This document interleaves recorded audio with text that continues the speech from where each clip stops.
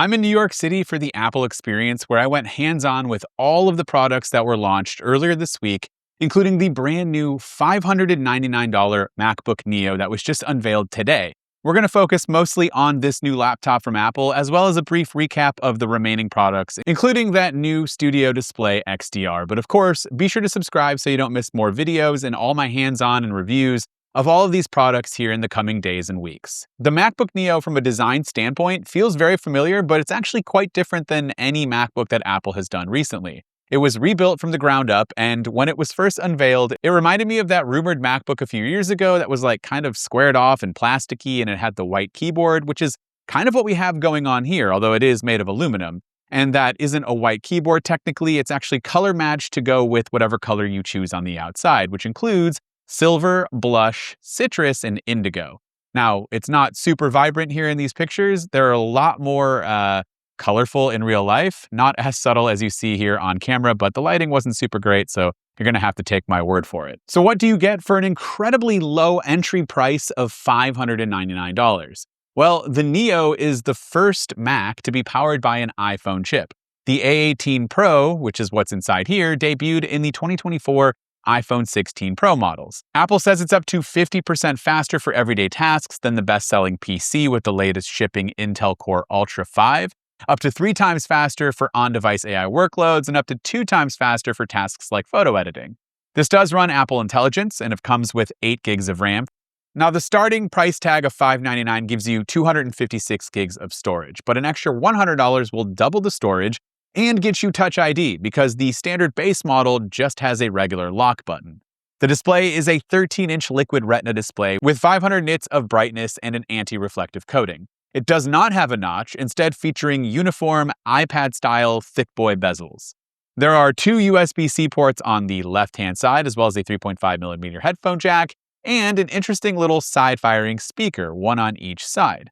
No idea how these will actually sound. Apple claims it delivers spatial audio. I couldn't test it here because it was very loud, but in my full review, which by the way, don't forget to subscribe, I will go ahead and go over the sound quality and everything else that you need to know about the MacBook Neo. For battery life, the Neo is rated for 16 hours, and you do get Bluetooth 6 and Wi-Fi 6 support.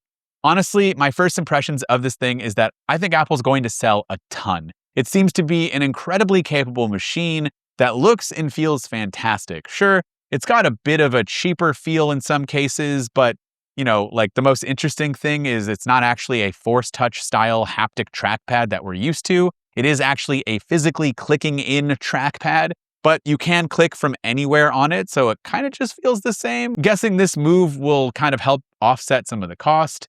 It's super lightweight. It's about the same weight as a MacBook Air. It's got nice fun colors, and if you are a student, you can take advantage of this machine at $499, which is something I highly recommend you do. Pre-orders are up right now, and it'll ship out next week, March 11th.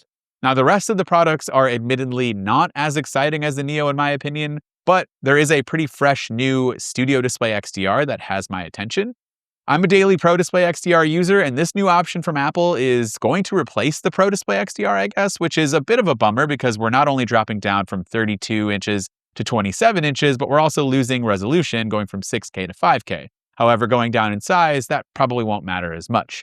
You do get a webcam, you do get built-in speakers, and support for 120Hz ProMotion with adaptive sync. Now again, I'll do a full review, but I do think that those 3 additions are kind of offsetting the trade-offs a little bit, because before I didn't have a webcam, I'd always have to switch to something that did.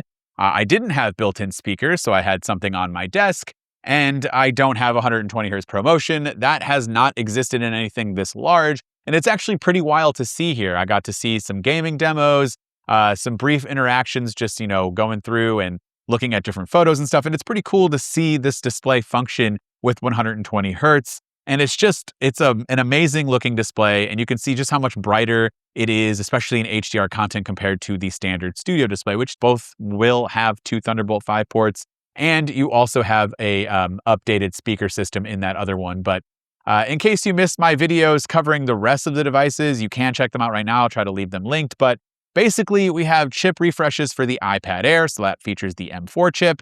The MacBook Air has the M5 chip, and the M5 Pro and M5 Max chips were introduced and are available in the MacBook Pro.